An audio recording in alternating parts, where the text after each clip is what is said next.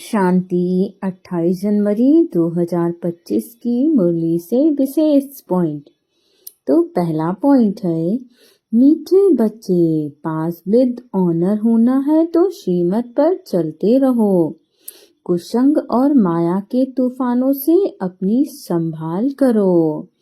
अर्थात यदि हम सतयुग की राजाई प्राप्त करना चाहते हैं, अपने आप को देवी देवता बनाना चाहते हैं, तो हमें अपने ऊपर भरपूर अटेंशन रखना होगा। हमें अपने कर्मों पर पूरा ध्यान देना होगा। कहीं हम ऐसा कर्म तो नहीं करते हैं जो श्रीमत के विपरीत है, और इस बात पर भी विशेष ध्यान देना होगा कि हमें ऐसे कर्म करने हैं जैसे देवी देवताओं सम। देवी देवता कैसे कर्म करते हैं, हम बहुत बार सोचते हैं ना कि हमने कुछ गलत नहीं किया, लेकिन अब हमें ये भी चेक करने की जरूरत है कि हमने अच्छा क्या किया। अगर हमने गलत नहीं किया तो वो सामान्य कर्म है, लेकिन यदि हमने अच्छा किया तो वो सतयुग की राजाई प्राप्त करने वाले कर्म है। तो हमें इस बात पर बहुत अटेंशन रखना है। कुसंग और माया के तूफानों से अपनी संभाल करनी है। मतलब हमें जरूर देखना है कि हमारा उठना बैठना किसके साथ है, हमारे आसपास के लोग कैसे हैं, क्योंकि संगत का असर बहुत जल्दी पड़ता है। तो हमें कुसंग में जाना ही नहीं है, ताकि कुछ समय बाद हमें देख के ऐसा लगे कि ये तो सही है, इसे तो किया जा सकता है। ऐसा तभी लगता है जब हम गलत संगत में होते हैं। और हमें अपने आप को माया के सभी तूफानों से बचा के रखना है, क्योंकि माया बहुत सूक्ष्म रूप में आती है। तो हमें अपनी सूक्ष्म चेकिंग भी करनी होगी। अपने आप को इन सभी चीजों से संभाल के रखना होगा।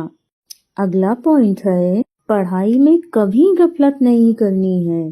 स्वदर्शन चक्रधारी बनकर रहना है। हीरे जैसा बनाने की सेवा करनी है।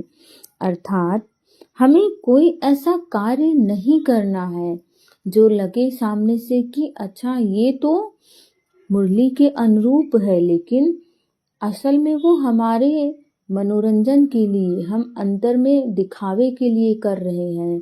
अंतर्मन हमारा कर ही नहीं रहा है उन चीजों को। तो हमें गफलत नहीं करनी है। गफलत यही है कि हम दिखावे के लिए तो कर रहे हैं कि हम मुरली के अनुसार चल रहे हैं, परंतु हमारा अंतर्मन कहीं और ही लगा हुआ है। तो हमें इसका भी पूरा अटेंशन रखना है। स्वदर्शन चक्रधारी बनकर रहना है। अपने ऊपर हमें बहुत भरपूर अटेंशन रखना है कि हम कैसे कर्म करते हैं। हम अपने आप की सूक्ष्म चेकिंग करें कि हमारे संकल्प कैसे होते हैं। यदि हमारे संकल्प अच्छे हैं तो अच्छी बात है, और अगर नहीं अच्छे हैं तो हमें उन्हें ज़रूरत है ठीक करने की, कि हम क्या सोच रहे हैं, क्योंकि हम जैसा सोचते हैं वैसा बनते जाते हैं। इसीलिए बहुत ज़रूरी है अपने संकल्पों की सूक्ष्म चेकिंग करना और हीरे जैसा बनाने की सेवा करनी है। पहले तो हमें खुद ही हीरे जैसा बनना है। हमारे बोल, कर्म और संकल्प सब कुछ बहुत सुंदर हो, तब हम हीरे जैसा बनेंगे। और जब हमारे बोल, सोच और कर्म सब कुछ बहुत अच्छे होंगे, तो हम दूसरों को भी वैसा बना सकेंगे। तब हम बाबा की सच्ची सच्ची सेवा कर पाएंगे। अगला पॉइंट है, सच्ची कमाई करनी और करानी है। अपनी पुरानी सब चीजें एक्सचेंज करनी है। कुसंग से अपनी संभाल करनी है। अर्थात हमें सच में और सच्चे मन से बाबा से लगन रखनी है। जब हम सच्चे मन से बाबा से लगन रखते हैं तो बाबा की गुण और शक्तियाँ स्वतः हमारे अंदर भरती जाती हैं। तो पहली बात तो हमें खुद ही सच्ची कमाई करनी है, बाबा से सच्चा प्यार रख करके। और फिर जब हम उस लायक बन जाते हैं कि लोग हमें देखकर समझे कि हाँ ये वाकई देवी देवता के अनुरूप है, तो वैसा वो भी करने लगेंगे। लेकिन उससे पहले हमें खुद को चेक करना पड़ेगा और हमें अपनी पुरानी सभी चीजें एक्सचेंज करनी है। माना जो अभी हमारे अंदर दोष थे, कमियां थी, किसी को देख करके ईर्ष्या, द्वेष, गुस्सा, इन सभी चीजों को हमें एक्सचेंज करना है। अब हमें शांत स्वरूप आत्मा बनना है, हर आत्मा से प्रेम भरा व्यवहार करने वाली आत्मा बनना है। तो हमें चेकिंग करनी है, कुसंग से हमें खुद की संभाल करनी है कि हमारी संगत कैसी है, हम किन लोग को साथ उठ बैठ रहे हैं। और सबसे अच्छी संगत तो बाबा की होगी। यदि हम बाबा को हर क्षण याद करते हैं तो फिर हमारे आसपास के लोग भी चाहे जैसे हों तो उनका प्रभाव हमारे ऊपर नहीं पड़ता है। लेकिन इस बात पर विशेष अटेंशन रखना है कि क्या हम हर क्षण बाबा को याद रखते हैं, बाबा के संग उठना बैठना खाना पीना होता है। हमें इस बात की जरूर चेकिंग करनी है। अगला पॉइंट है, जहान के नूर बन भक्तों को नजर से निहाल करने वाले दर्शनीय मूर्त भव, अर्थात जो इस संसार का मालिक है वैसा हमें भी बनना है।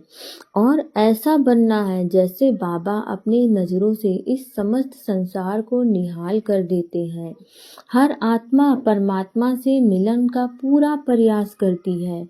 वो तो उसके ऊपर डिपेंड करता है कि वो कितना पुरुषार्थ करती है परमात्मा तक पहुंचने का। लेकिन हमारा तो बाबा से मिलन हो चुका है, तो अब हमें वही नूर बनना है जिससे हमारे भक्त देख करके निहाल हो जाएं और हमारी जड़ मूर्तियां अभी तक हर आत्मा को तृप्त करती आ रही हैं। तो अब तो हम सच में बाबा का ज्ञान धारण कर चुके और देवी देवता बनने वाले हैं।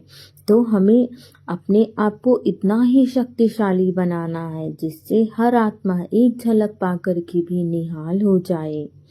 अगला पॉइंट है, निर्मल स्वभाव निर्माणता की निशानी है, निर्बल बनो तो सफलता मिलेगी। अर्थात यदि हमारा मन शांत है, हम सबके साथ सरल होते हैं और हर आत्मा के साथ सरलता पूर्ण व्यवहार करते हैं, चाहे सामने वाली आत्मा कैसी भी हो, तो बाबा उन बच्चों को रिकॉग्नाइज करता है जो सबके साथ सरल व्यवहार रखते हैं, निर्मल रखते हैं, माना किसी के साथ दुर्भावना नहीं रखते हैं, सामने कुछ और अंदर कुछ और। जब हम एक समान होते हैं, सबके साथ सच्चे होते हैं, तो परमात्मा हमें हर क्षेत्र में मदद करता है, हमें हर क्षेत्र में सफलता दिलाता है। तो इसीलिए कहते हैं आप बाबा वाली करो और बाबा आपकी वाली करेगा। ओम शांति।